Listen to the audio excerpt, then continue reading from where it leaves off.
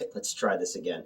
I got 11 minutes into this, and then the phone in my office started ringing. So let's try again. This is actually try again, try again, try again, because last night we watched the Batman, and I ran a special screening for some former employees and some old friends and some new friends and stuff like that. I was offered to see it 2 weeks ago at a press screening, and I said no because I wanted to watch it with people, who I actually know and, can talk about Batman with me and stuff like that. So I had shot another review last night, 25-minute long review. I was very meh on the movie. And then I went home, because the movie's 3 fucking hours long, okay? So anybody who says the movie doesn't feel 3 hours, fuck you. I have the bladder of a child, and I'm waiting for an action beat to end so that I could run to the bathroom to come back. The movie feels its length, especially in the third act.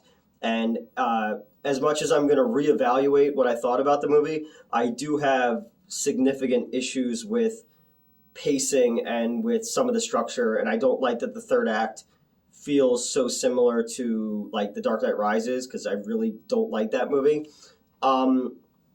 This movie started its life as a Ben Affleck written, directed, and starring vehicle as the Batman. I think Jeff Johns helped him as well. And it was going to be Slade Wilson, Deathstroke, basically takes takes Bruce's life completely apart, and it leads to the raid-style siege of Arkham Asylum, which, fuck you, I want that movie. Obviously, Affleck is my favorite live-action Batman because I love the tired, old brawler Batman. I like a guy who's, nothing's worked, and in 20 years in Gotham City, everything is broken, and, I love that idea of watching your life's work amount to nothing, and it's so nihilistic and so Batman that this guy has trained his body and his mind, and has he done more damage than good? I love that driven idea of a human being who is the best and worst of humanity all smashed into one. So I think that's really, really cool, and a guy who can't move past his own pain and grief. And I like the idea that Bruce Wayne's parents were killed in that alley, but Bruce Wayne died too. What came out of the alley was Batman. In The Dark Knight Returns, when he's bleeding to death and he walks to the end of the cliff and he calls upon the bat, his power animal basically, and he's like, "You're not done with me yet, and I'm not done with you," and he's refilled with this rage inside of him. I love that Batman. Like I've said in many other reviews before, in Batman versus Superman, him staring at the suit the way that an alcoholic stares at the bottle, or him saying to Alfred, that he's older than his father ever was, and killing Superman might be the only thing he does that ever matters. And that kind of shit, because I'm 40 and I think a lot more about a legacy and what people think of me and what I think of myself. What are we leaving behind? So the reason I wanted to reshoot this was because I think I approached this Matt Reeves Batman the wrong way. And I wanted to get a chance to kind of reframe it, because how the Ben Affleck script would have ended is, in the end, all that's left is Batman. Whereas in this one, Bruce Wayne becomes a character again. Again, Matt Reeves directed. He did the last 2 Planet of the Apes movies, which I absolutely loved. I think they're some of the best reboots ever done. Robert Pattinson is great. People are just like, "Oh, is Batman gonna sparkle?" Fuck you. The dude's an amazing actor. He's been doing fucking great work since that Twilight shit. He really is good in this part. He has very little to say. He kind of whispers. I think he's still a little small for the part, but it is more about fear and more about his he can emote through the mask a lot more than other Batman can, because it's kind of a mixture of Alex Ross's mask and the Adam West mask a little bit, which is weird, but it kind of plays into how this movie ends. Zoe Kravitz is great as Selena Kyle. Spoiler alert, she's an orphan. Her mother was a prostitute who died. Her father was Carmine Falcone, and he didn't know that. She works at the Iceberg Lounge, which is the Penguins Club. Gordon is great in this. He's far more of a hard-boiled cop. Uh, this is a very corrupt Gotham City that we've seen before, but the idea that it kind of bleeds from the sins of the father to the sins of the son is this really cool idea. Gotham kind of feels like a little neo-noirish, kind of like, it's definitely inspired by New York because there's like a Gotham Square Garden and shit like that. But a little bit like Blade Runner. This movie succeeds a lot in where the Chris Nolan movies fail. Giving you a Gotham City that's recognizable but still Burton-y, but without the fantasy aspect of it. The score is amazing. It's probably the best Batman score since Tim Burton's Batman Returns, because Batman Returns is my favorite of the two Batman scores. The dude from the fucking Big Lebowski and Transformers plays Carmine Falcone. He's fine. He's an important part of this story. Paul Dano plays the Riddler. I was very excited when he was cast because, Prisoners, There Will Be Blood is one of the greatest American movies ever made, hands down, fucking with a bullet, And he can bring that dark, broken, slightly autistic thing that I thought the Riddler has been lacking because we've had Jim Carrey and Frank Gorshin and all that. He's good. He plays it like the Zodiac Killer almost, but then there are times, and a little bit like the Town That Dreaded Sundown almost, like the Texarkana murders. But there are times when he goes a little too far and it becomes a little too camp for the story they're trying to do here, which is more inspired by, Matt Reeves is clearly inspired. Everybody's already said this in their fucking reviews. David Fincher, it's Seven, it's Zodiac, it's The Game, Andy Serkis is Alfred, and they set him up as this really cool character who protected Bruce after his parents died, because Bruce is kind of a dick to him, and he's like, "You're not my dad." And then he kind of like vanishes from portions of the movie, and almost feel like you needed him there, but he wasn't given enough to do. Same thing with the Penguin. Colin Farrell is unrecognizable, and he's having a fucking good time playing the Penguin.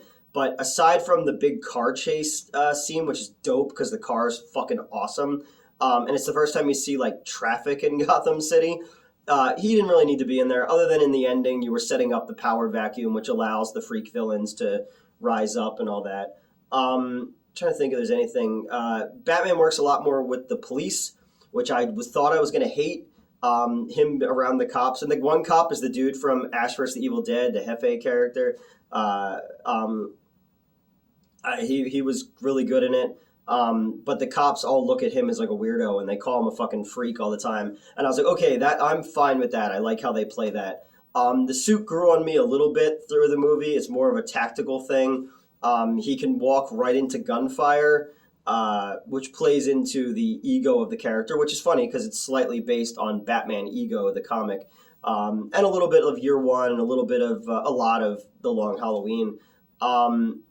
Batman's the fight scenes are great in this. In the beginning scene, he fights the dude who's playing Tim Drake on Titans on HBO. One of my favorite things about it is that you have like a Rorschach style opening narration of Batman, which you don't really get in movies where he's talking about the date and what he means to the city and crime and fear and vengeance, and all those things are going to play out through the movie. You have villains who are doing something and they look into the darkness and we're not sure if he's there or not, but he could be everywhere, and that's why he says he is the shadows. And then when he finally does decide to make his presence known, and it's so fucking cool, he has these heavy footsteps, and they're almost like the fucking jingle jangles of a cowboy as he's coming out of the darkness. And just like, I love that aspect of it. I really think that, again, this movie succeeds in Batman where the Chris Nolan movies fail in Batman, because Bruce Wayne isn't really a character in this. Batman is. Bruce Wayne is kind of like this 90s emo looking guy. They said he was kind of inspired by Kurt Cobain, which I can see because Something in the Way plays twice in the movie, which is a great Nirvana song. I still remember where I was in 1994 94 when Kurt Cobain died. I was on my bike and they were like, "Oh, Kurt Cobain's dead." And I'm like, "No, he just got out of rehab," because on MTV he had just gotten out of rehab not so long ago and he killed himself. I remember where I was there, and I remember the first time I ever heard Smells Like Teen Spirit when I was in 1992, and I was in Marco Island, Florida on vacation. I'm like, what the fuck is this? But that has nothing to do with Batman. He's working with Gordon, and there's these high profile murders of influential, powerful people in Gotham City. Paul Dano's Riddler, which the mask is a little, it's a little Zodiac killer, a little Texarkana killer. He fucking bashes a dude's head in, the mayor of Gotham, and then leaves clues where he's asking for Batman each time. And again, this is where my brain, I decided to take it back and redo this, was what I wasn't getting the first time is this isn't a cat and mouse game. This isn't Batman is following the clues and in the end the Riddler wins because Batman fell for it. No, the Riddler is leaving clues for Batman to find because he believes that he's his partner. And that's what I was getting wrong last time. And that's what made me reevaluate this and go, wow, this movie's way cooler than I thought it was. And there's a lot of cool fight scenes and action scenes, and there's a lot of heavy-handed shit too that's parallels to modern society and all that.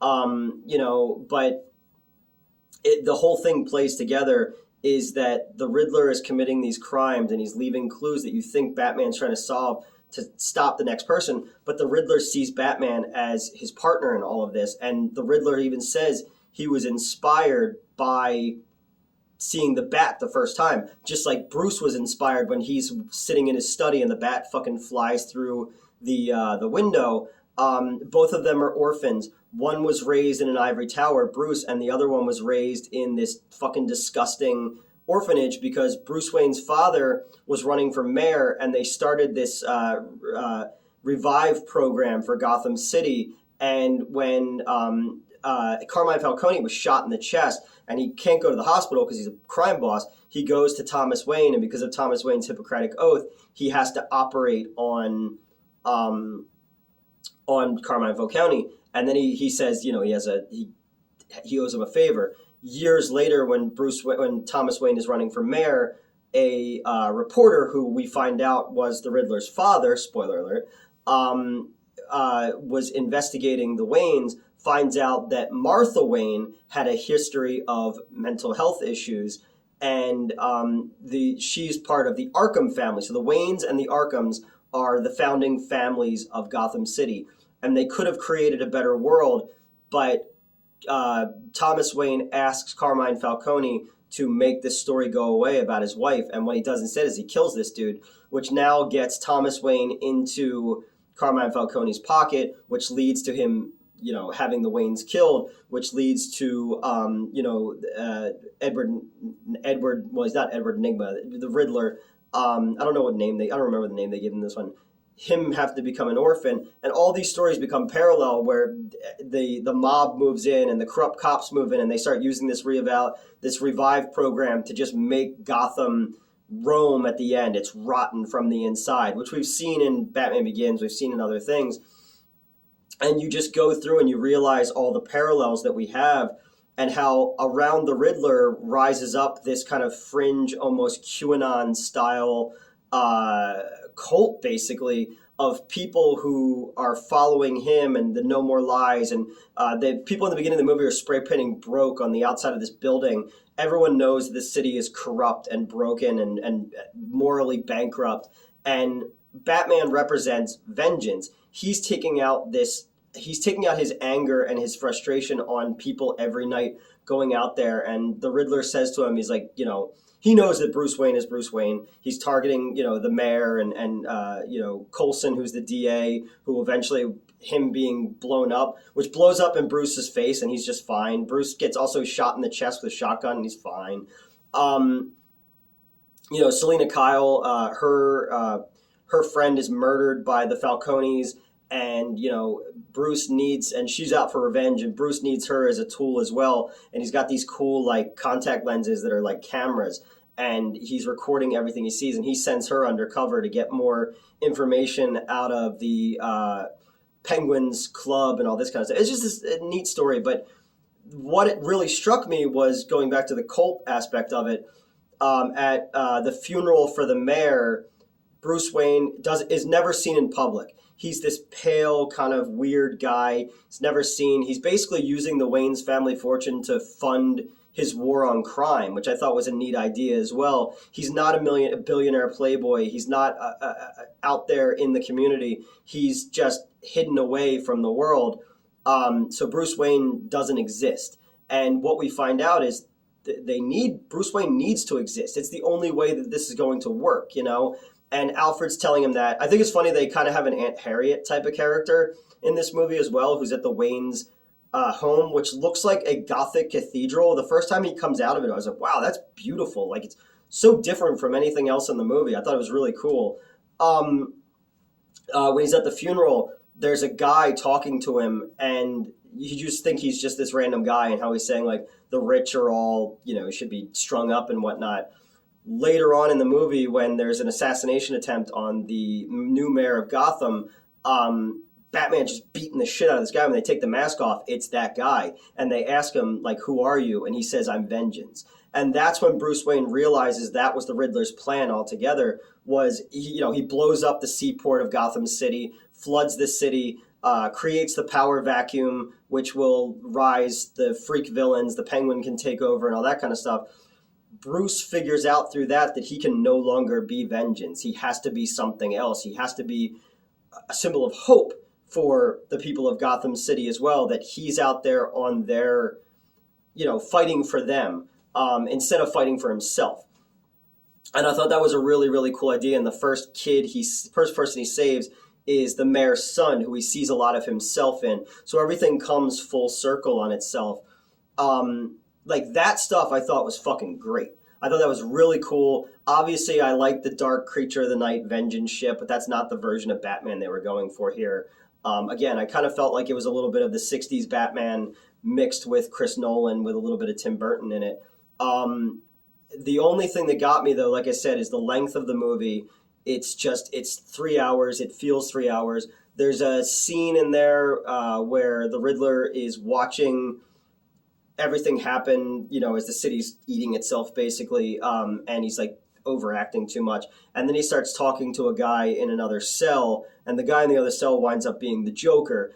That took me out of the movie considerably, because I'm done with the Joker. I don't care anymore. Joker's the greatest villain in literary history, but we have more Jokers now than we have Spider-Man, So I want to see other villains, Mr. Freeze, Clayface, Calendar Man. Falcone's son in the comics is Calendar Man, More of that. So that kind of took me out. I was like, all right, don't be obvious with it. All in all, I'm glad I reevaluated it, because I rewatched what I shot last night, and I was like, yeah, I guess I kind of did miss the point on a lot of it.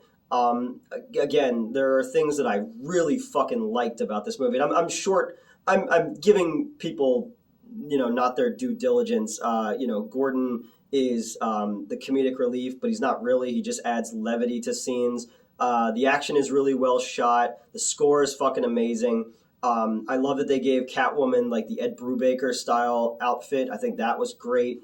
She's so well cast in it. Everybody's really well cast in it. I wish we would have gotten more. Well, we're going to get a little bit more Batfleck in the Flash movie.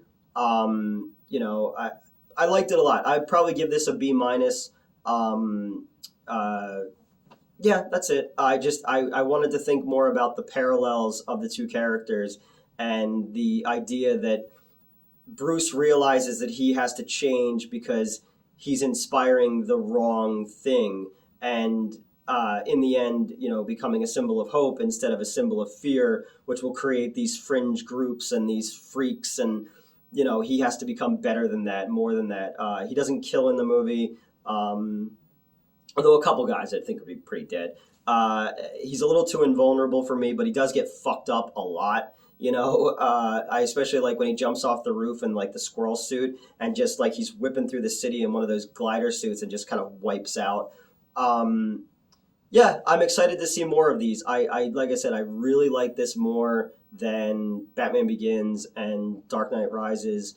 The Dark Knight gets all the other characters right, but again, they never get Batman. They don't get Batman right in those three movies. Christian Bale's Batman is a dude who's trying so hard to relinquish the mantle of Batman, whereas Batfleck and Pattinson are guys who are steeped in it. It's part of them. It's who they are. And we're gonna, when this series continues now, we're gonna get a Batman that, has to be Bruce Wayne. And the way they set this up is he's a Batman that I can see training a Robin. He's a guy who's been reaffirmed in what his position is and who he is and what his mission is in, because they never caught the killer of the Waynes either. So that could become a bigger part of it. I like the idea of the sins of the father and all of that. I like the parallels of everything. B minus. I definitely go say check it out. Pee before you go in though, and get yourself a Little Caesars Batman pizza. And I look forward to The Flash and Batgirl, and more Batman the better. I love Batman. It's my favorite fictional character ever, and I like that after 80 something years we can still find new angles to play with this character, and that's the mark of true, like, a great, beautiful character. And I said character way too many times. All right, I'm up here in my office. I'm going to go home and sleep now because I got home at 5 a.m. last night because the movie's so fucking long, and barely slept because I had to be back here to work. And they drew me and my cat up here, and that's the rest of my staff. They were up here painting, and they decided to draw us. I gave myself a frowny face because I'm a frowny boy. So tell me what you thought, and I will see you guys around. Bye.